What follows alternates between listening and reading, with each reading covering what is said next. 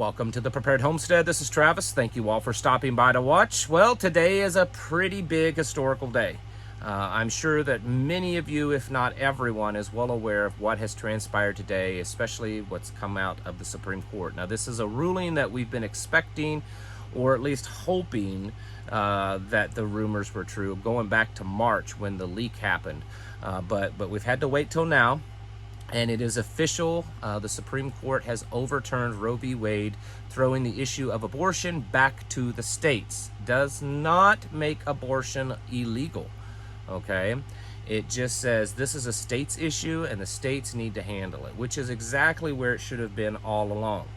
There's nothing in the Constitution that gives the Supreme Court or any federal branch of the government jurisdiction over abortion, and we all know that.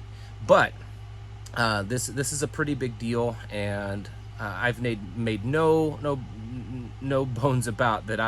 I'm very pro-life, very strongly adamant pro-life, and this is a happy day with all the bad news that's been coming out and all the bad road that we're taking in this country. This is a good turn. Now, there are some negative things that we need to talk about with this, because this is a prepping channel, and that's where we're going to take this. So again, very happy that it's happened. And you know what, I've always said, if just one life is saved because of this, then it's been worth it. Okay, it's worth the overturning of Roe v. Wade, even if just one life is saved. Now, moving on, there's a chance, and I've been thinking about this all day. I've been kind of busy, so I haven't had a ton of time to put thought into this and do some research. But in just the little bit that I've done, we've talked on this channel, and you've all thought about it and everything, of issues of civil war, and the fact that America is becoming much more divided. Really in the last decade or so, the division that has happened in America it just kind of blows my mind. I can remember when I was younger, growing up, you could have debates with people. In fact, they were on TV. The old, Oprah, when she started out, she often had, some Marxist philosopher and some, capitalist, philosopher on there debating. This is the kind of culture that existed because it was encouraged to have a very vigorous but yet respectful debate with people that you don't necessarily agree with. In today's world, that's not the same. In today's world, if someone doesn't believe like you do, then they are the enemy. And they are the enemy to the point of violence should ensue because of that. And we've been seeing this for the last couple of years. And we're most likely going to see it more. The Homeland Security has also already issued a warning that they expect over the next coming weeks that there could be a potential for increase in violence because of this, but yet we've already been seeing it. It's not just because of today. Starting all the way back to March, groups like Jane's Revenge, I believe, if I'm not mistaken, that they've already vandalized or completely destroyed around 40 pro-life ministries around the country. At least they've claimed to do some type of graffiti or damage to around 40 of them around the country already. And they have pledged a night of chaos or night of revenge. I can't remember. This is a very left-leaning anarchist group. A lot of people think that it has very deep ties with Antifa. I can't confirm that or not, but what they're doing is real. This isn't some kind of conspiracy. They are, in fact, doing damage to pro-life centers and churches across the country. We could also see an increased violence just to churches. We're seeing cities already bring out the riot squads. I've seen videos from Indianapolis to Kentucky, Louisville, I believe, of course, Washington, D.C. around the Supreme Court, and I expect to see this expand. So the first thing is, if you're living anywhere around these areas, if you're living in these cities, if you're living near a pro-life center, a pregnancy care center, if you're living near a church, you should probably prepare yourselves in whatever way that you feel that you need, because you could possibly see some violence. And it could end up spilling over into your property, into your home. Now, getting back to the divisiveness of this, I mean, this is good. Don't think for a moment that I wish this ruling hadn't come down. I'm very excited and very happy to see this happen. There's a lot of people that believe that this could be done on purpose to purposely divide us even further. I'm not sure if there's any truth to that at all, but I will say this: I think that there is. This has the possibility and potential to be the singular event that kind of catapults us into some type of a civil war, more so than we've already been. We're already living in a cold civil war that's been going on for the last few years. This could be that event that pushes us over the edge. I'm not saying that it is. I'm just saying that it has the potential, probably more so than anything else we've seen. This is an extremely divisive issue, and the left, they're fed up. I mean, there's been congressmen and senators on the left today saying that they're not going to stand for this, that they're going to go ahead with abortions anyways, that they're going to disregard the Supreme Court, that people are going to fight, encouraging people to fight back. The president himself has already weighed in and has said that he's wanting Congress to quickly pass a law to make abortion nationwide, to pass a law to make a Roe v. Wade law in the United States. I'm not sure that would happen, but he certainly has weighed in. A couple of things that I did see in the news, and these are things that, to me, number one, confirms all this globalist, New World Order, the Great Reset, World Economic Forum stuff that we talk about. This, to me, this is part of that. But it also, to me, makes me think that this could be a much bigger issue than just a Supreme Court ruling, meaning that this could eventually become a civil war issue.